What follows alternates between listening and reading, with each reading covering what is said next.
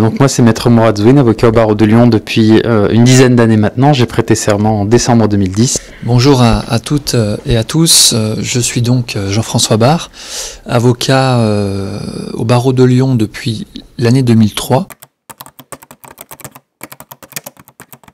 J'ai été étudiant de la faculté Lyon 3.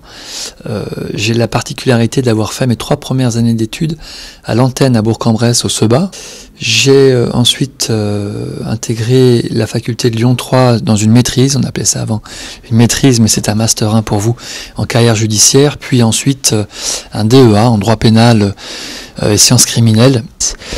Mon parcours il est assez classique, sauf dans les dernières années. Donc j'ai 2 masters en droit, un master en droit privé fondamental, donc c'est master recherche, et un master en droit des assurances, puisque le but c'était de compléter ma formation par une certaine pratique justement de la responsabilité civile et de l'assurance. J'ai investi le concours, l'examen dit-on, d'avocat auprès de l'IEJ, puis ensuite j'ai obtenu l'examen. Je suis rentré à l'école des avocats qui à l'époque était à Saint-Jean. Par la suite j'ai passé l'examen d'entrée au Centre régional de formation professionnelle des avocats et je me suis pris de passion pendant ma formation à l'école pour le droit des étrangers, et donc j'ai décidé de consacrer mon stage PPI, c'est-à-dire le stage qu'on fait en dehors d'un cabinet d'avocats, à apprendre le droit des étrangers dans des associations. Et je me suis installé à mon compte en 2009-2010, ici, rue de la Bourse et place de la Bourse, à Lyon 2e. Suite au passage du CAPA, j'ai prêté serment et j'ai été recruté par le cabinet dans lequel je suis encore actuellement, et je me suis associé à mon ancien boss. Voilà, donc aujourd'hui je fais du droit des étrangers depuis 10 ans, donc je me suis totalement éloigné de ma formation initiale qui me destinait plutôt à défendre des assureurs plutôt que des usagers du service public particulier que sont les étrangers. J'ai enseigné très rapidement à la faculté en droit civil, en droit pénal, en procédure pénale, en droit des affaires. Fait depuis très longtemps que j'ai cette volonté de pédagogique, on va dire, parce que je trouve que c'est très intéressant aussi de transmettre le savoir. L'avocat dans la société actuelle, enfin ça l'a toujours été, c'est un acteur qui a toute sa place à prendre, puisque la société est régie par des normes, et l'avocat est là justement pour assurer cette mission d'auxiliaire de justice, mais également de conseil des différents intérêts qui s'opposent dans la société. Donc l'avocat a toute sa place, c'est un garant des libertés, c'est celui qui apporte, j'ai l'habitude de le dire parce que moi je fais du droit des étrangers, donc on contribue au contrôle de l'action administrative aussi. C'est l'une des plus belles professions, déjà. C'est l'une des plus belles professions, qui plus est dans le monde judiciaire. C'est une profession qui est au contact de la société. Donc c'est une profession qui change, comme les aspérités de la société. D'exercer une espèce de contre-pouvoir sur l'action de l'administration, dans un paradigme où on a donc une administration toute puissante qui dans sa sphère de responsabilité, essaye d'agir, et en réaction, l'administré doit réagir, comme on dit, et l'avocat est là justement pour faire en sorte que le juge exerce son contrôle sur l'action administrative. Donc dans une démocratie moderne, la place de l'avocat, elle est extrêmement importante, et d'ailleurs c'est même une vieille antienne, quand on a une dictature qui s'installe, les premiers qui en pâtissent, ce sont les avocats, ce sont les premiers qu'on emprisonne, avocats et journalistes. Vous touchez du doigt ce qui constitue l'essence même de la société, à savoir les valeurs sociales. C'est-à-dire qu'il y a des choses qui sont primordiales, qui sont protégées par le législateur, et vous allez voir un peu la fluctuation des pensées qu'il peut y avoir. Je prendrai un exemple du combat qui était celui de Gisèle Halimi sur, bien évidemment, la question de l'avortement, hein, on l'a tous vu. Ce sont un peu les chiens de garde de la démocratie, et c'est ce qui fait qu'aujourd'hui le rôle de l'avocat, il est toujours aussi prépondérant. Il gagne encore plus de terrain parce que les rapports se judiciarisent de plus en plus.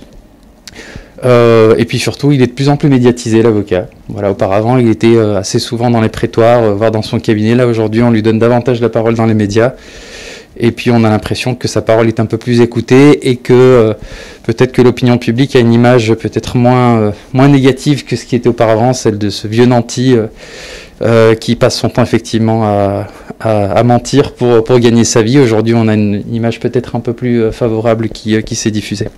On reproche souvent à l'avocat d'être trop individualiste.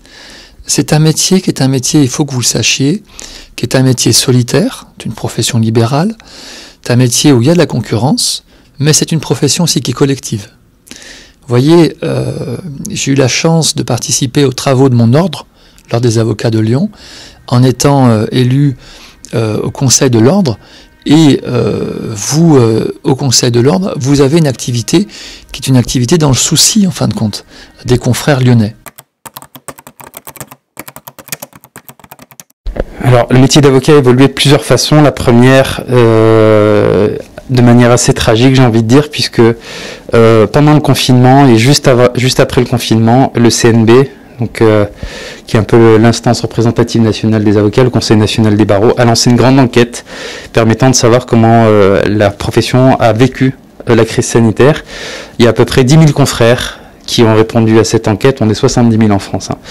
10 000 confrères qui ont répondu à cette enquête et le constat est assez alarmant parce qu'il ressort de cette enquête qu'un avocat sur 3 a l'intention de quitter la profession. C'est-à-dire entre ceux qui veulent prendre une retraite anticipée, ceux qui veulent carrément faire autre chose et ceux qui veulent totalement effectivement s'éloigner de ce métier.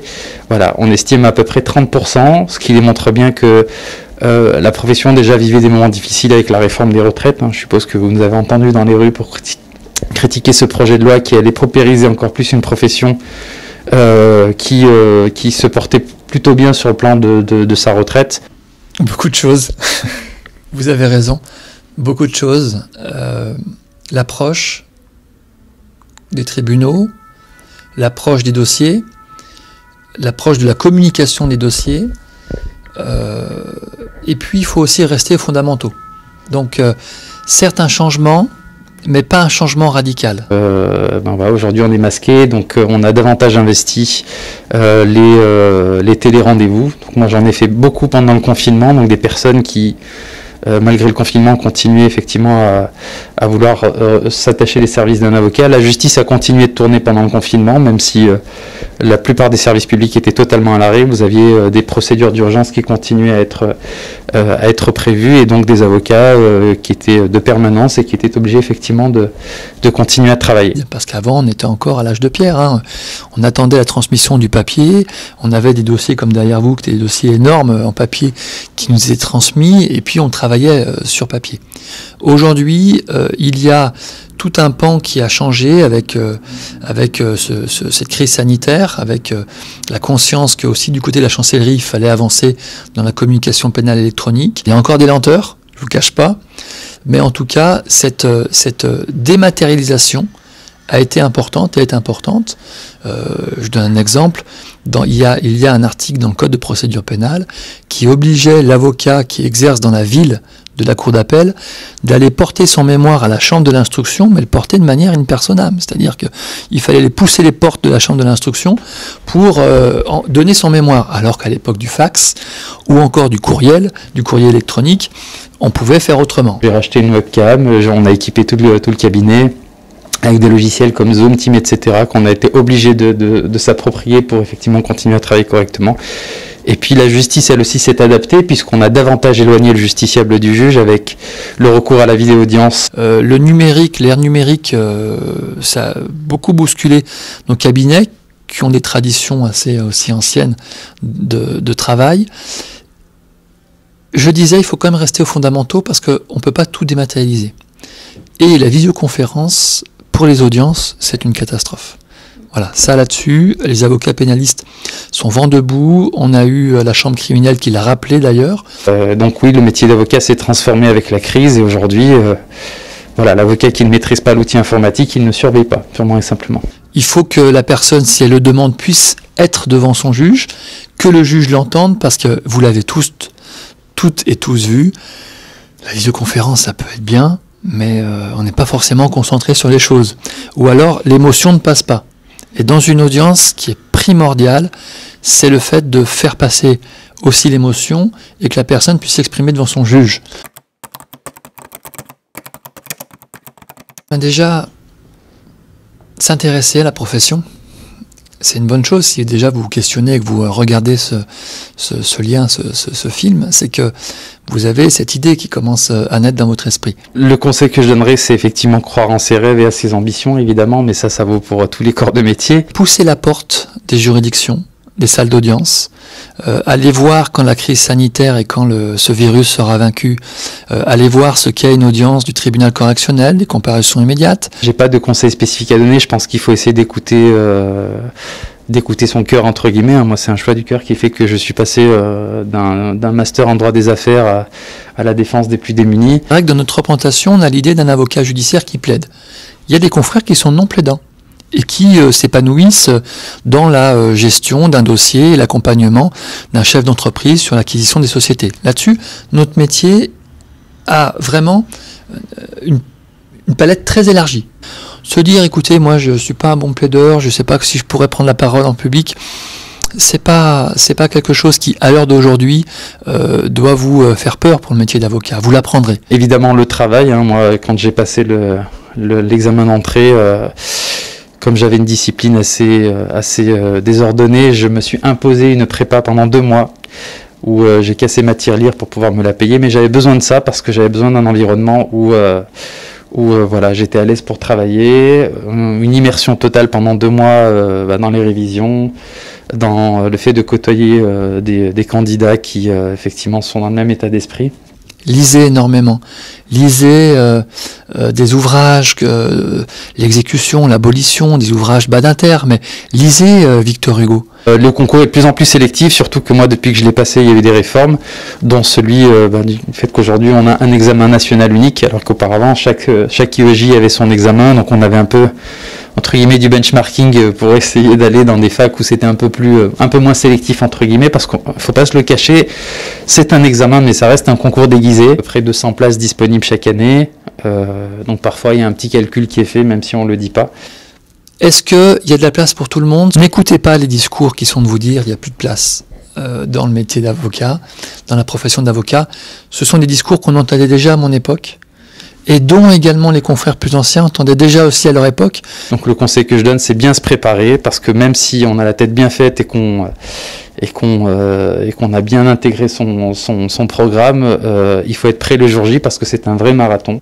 Si vous avez cette motivation, si vous avez cette envie, si vous voulez vous lancer dans une profession qui est une profession profondément humaine. Ensuite, le conseil, c'est si vous avez une spécialité ou des matières de prédilection, c'est peut-être que je conseillerais d'aller jusqu'au bout d'un Master 2 qui permettrait justement d'aller vers cette spécialité pour pouvoir la bonifier par la suite, parce qu'en école d'avocat, on a une formation théorique qui, à mon sens, n'est pas suffisamment enrichissante. Si vous avez cette envie d'aider l'autre dans les problèmes qu'il rencontre et de porter aussi son fardeau, pas être du côté de celui qui a commis un crime ou un délit, mais être aux côtés. Et on apprend vraiment le métier quand on est dans ses premiers stages, parce qu'effectivement, aujourd'hui, l'école des avocats, c'est plutôt, j'allais dire, c'est un tampon entre la fin des études et la vie en cabinet, mais c'est absolument pas une préparation à la vie d'avocat. Si vous êtes sérieux, motivé, travailleur et avec une part d'humanité, vous êtes fait pour ce métier-là.